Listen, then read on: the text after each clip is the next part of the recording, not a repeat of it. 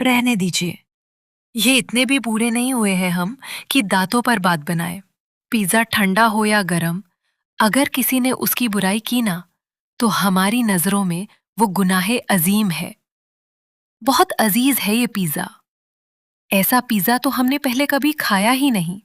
और जब भूख पेट में ढोल बजा रही हो ना, तो ठंडा पिज्जा भी गरम और स्वादिष्ट ही लगता है। तैयार है, आइए। मुफ्ती साहब का इंतजार कर रही हैं। इस वक्त काजिया शायद सो गई होगी, वरना वो माही को फोन कर लेती। लेकिन नहीं, बात सिर्फ इतनी नहीं है। हमारी नींदें उड़ने की वजह तो हम दोनों जानते हैं। आप किस गम में जाग रहे हैं? या फिर आप भी माही के इस रिश्ते के खिलाफ हैं? अगर हमारी आपसे दोस्ती नहीं हुई होती, तो हम आपको इस सवाल का जवाब कभी नहीं देते। लेकिन अब जब आपने पूछ ही लिया है, तो सच सुन लीजिए। आपका अंदाजा बिल्कुल सही है। आपकी तरह हम भी नहीं चाहते कि ये रिश्ता हो। क्यों? आखिर ऐसा क्या है इस रिश्ते में जिससे आपको इतनी परेशानी है? हमें माही की बहुत फिक्र है। वो हमारे लिए सिर्फ एक दोस्त नहीं है, बल्कि छोटे भाई जैसा है। उसकी जिंदगी में हमने बहुत कुछ देखा है। उसकी खुशी भी देखी है और उसका दर्द भी। जब पिछली बार सैर उसकी जिंदगी में आई थी, तब माही को हमने अंदर से टूटते हुए देखा था। वो बाहर से भले ही सबके सामने मजबूत बनने की कोशिश करता रहा हो, लेकिन हम जानते हैं कि उस वक्त उसके दिल पर क्या गुजरी थी। वक्त गुजर गया, लेकिन उस दर्द के निशान अभी भी उसके दिल में है।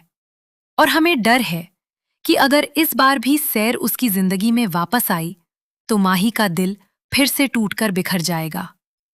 लेकिन हो सकता है कि इस बार सब कुछ अलग हो। हो सकता है कि सैर सच में बदल गई हो।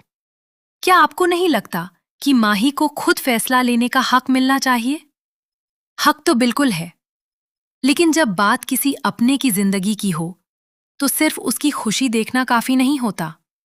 हमें उसके भविष्य के बारे में भी सोचना पड़ेगा। और अगर आपको इतना ही डर है, तो फिर आप ये बात माही को समझाते क्यों नहीं हैं? क्योंकि कुछ बातें समझाने से नहीं, खुद महसूस करने से समझ आती हैं। अगर हमने माही को जबरदस्ती रोका, तो हो सकता है कि वो हमसे ही नाराज हो जाए।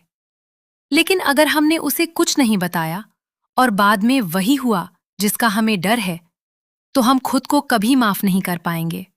तो क्या आप माही को सच्चाई बताएंगे? शायद, लेकिन सही वक्त का इंतजार कर रहे हैं, क्योंकि माही को रोकना हमारा मकसद नहीं है।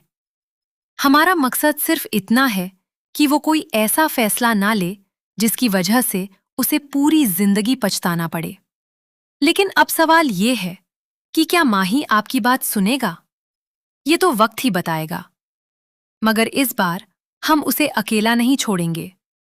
अगर उसके सामने फिर से वही पुराना दर्द खड़ा हुआ, तो हम उसके साथ दीवार बनकर खड़े होंगे। क्योंकि माही हमारे लिए सिर्फ एक रिश्ता नहीं है, वो हमारा अपना है।